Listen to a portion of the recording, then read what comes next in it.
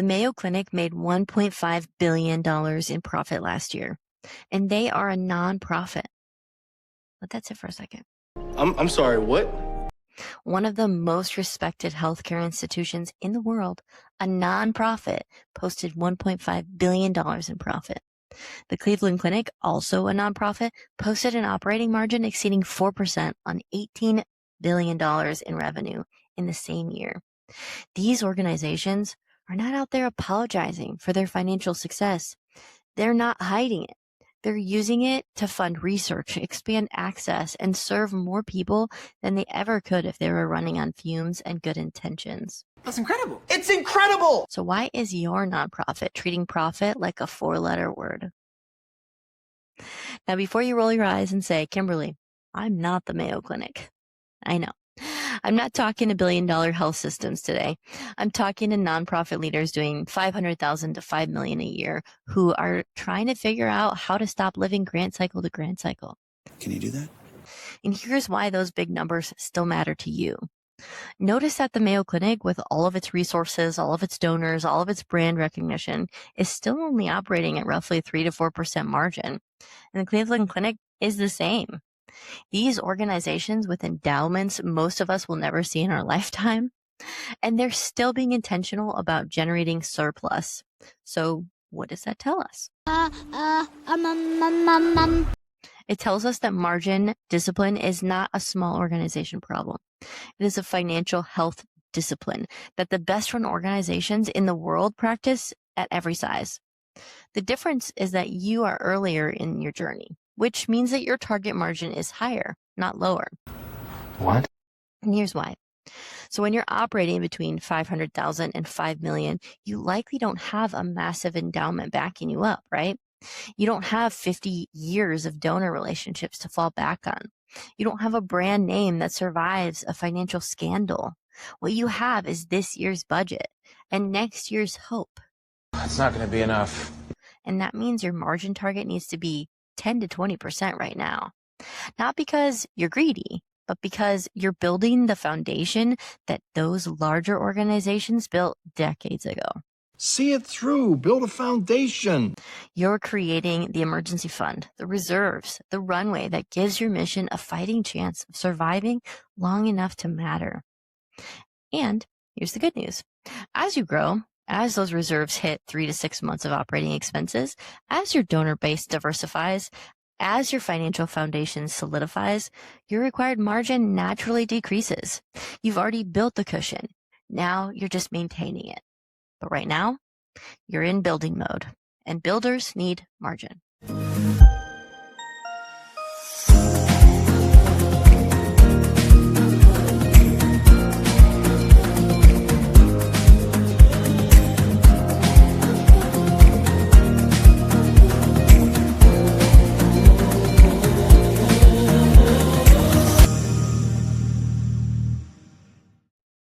If you're new here, welcome. I'm Kimberly Ferguson, CEO and founder of The Emerald Edge. This is From Purpose to Profits, the series built specifically for nonprofit leaders who are done choosing between mission and financial stability.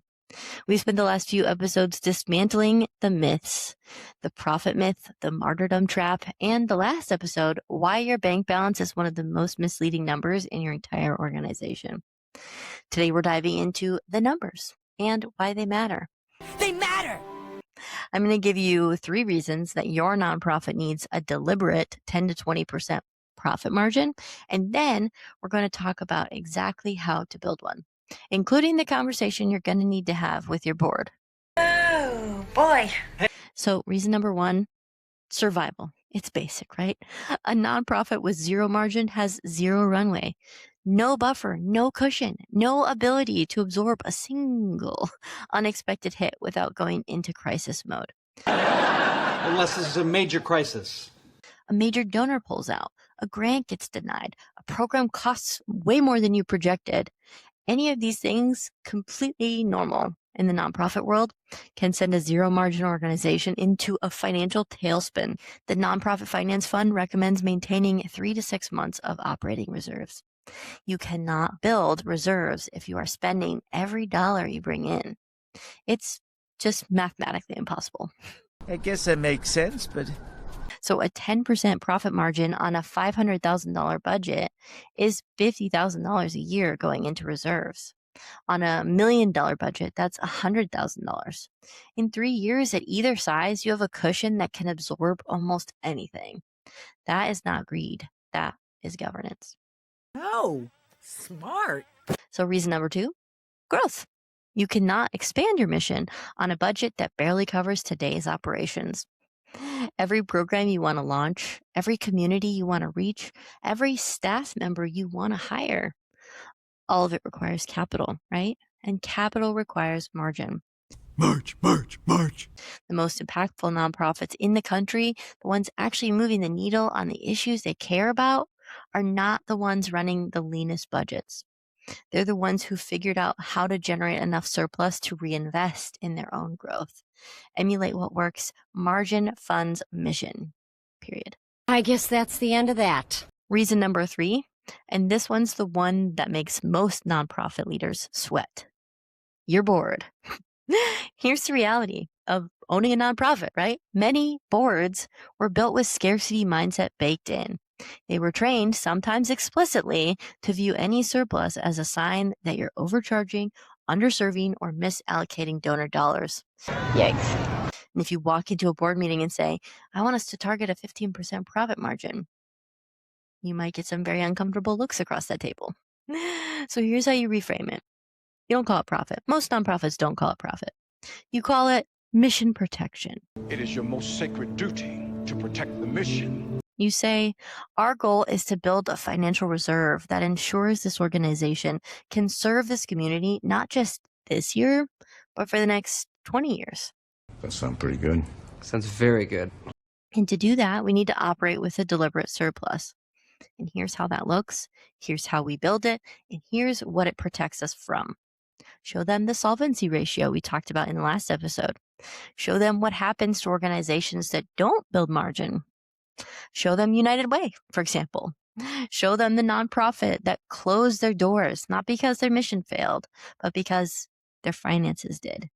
Data wins boardrooms. Emotion wins hearts. And you need both. You can have both. Now, how do you actually build this margin? Well, there are 2 main levers that we want to pull.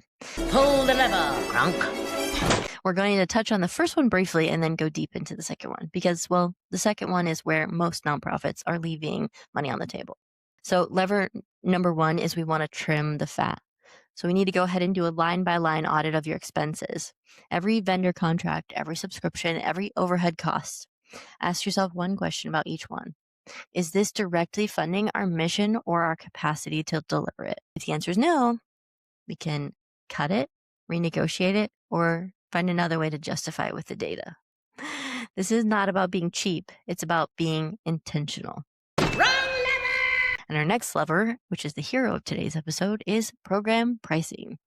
Most nonprofits price their programs one of 2 ways. Either they charge whatever they think people can afford, or they charge whatever a comparable organization charges. And both of these approaches have the same fatal flaw. Oh no!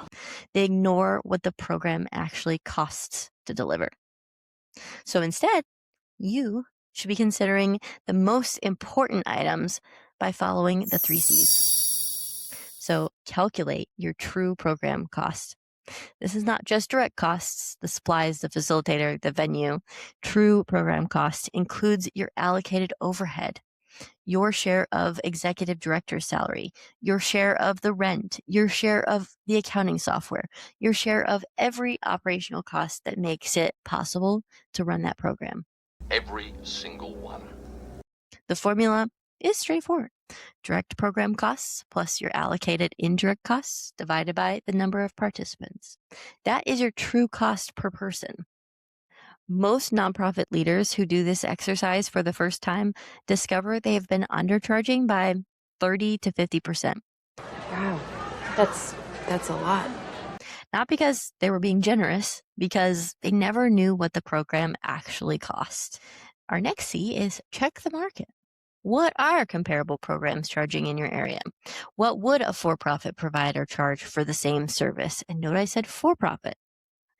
You don't have to match it, but you need to know it, because if your true cost is $200 per participant and the market rate is $350, well, you have a little bit of room to price for sustainability and still be the most accessible option in the room. That's amazing. And then our last C is create the margin. Add your target profit percentage to your true cost. So if your true cost is $200 per participant and you're targeting 15% margin, your program price Math. Oh, who can do math? is $230. And that $30 per participant goes towards reserves, growth, and mission protection. And here's the grace note. Not everyone can pay $230. That's real. That's valid. That's why you build a sponsored seat model into your pricing structure. Full pay participants subsidize reduced fee or sponsored participants. Donors fund the gap. Grants cover specific populations. But the baseline price, the one you build your budget around, must reflect reality. Not guilt, not assumptions. Reality. He ain't real. And here's your homework before the next episode. Pick one program, just one. Run the true cost calculation. Direct costs plus allocated overhead divided by participants. Then compare that number to what you're currently charging. Is there a gap? There almost certainly will be.